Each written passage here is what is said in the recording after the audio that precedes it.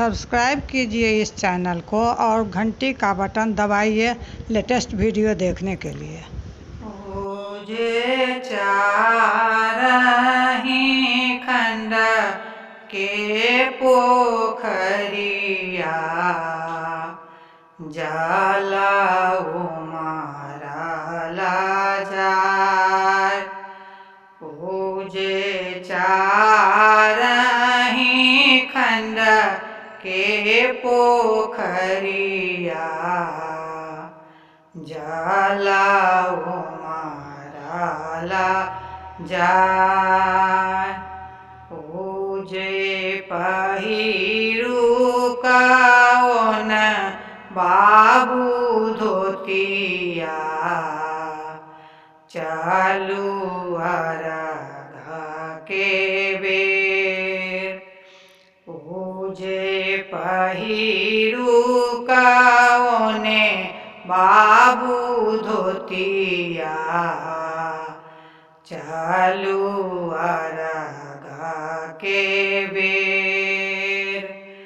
ओजे चारही खंड के पोखरिया जाला उमरला जाय। ओजे पहिरू कौने दाई चुंदरिया चालू अरघ उठाव। ओजे पहिरू कौने दाई चुंदरिया चालू अरघ उठाव।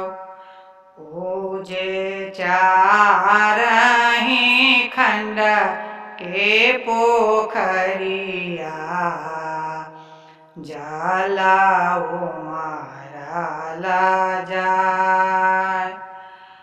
ओजे बाटही रोके बाट बरबा घाट रोके घाटवार। ओजे बाटही रोके बाट बरबा घाट रोके घाटवार। ओजे गोदही रो बेबालकवा कैसे अरघ उठाव। ओजे गोदही रो बेबालकवा कैसे अरघ उठाव। ओजे चारही खंड के पोखरिया जाला उमरला जाय। ओजे चारही खंड के पोखरिया जाला उमरला जाय।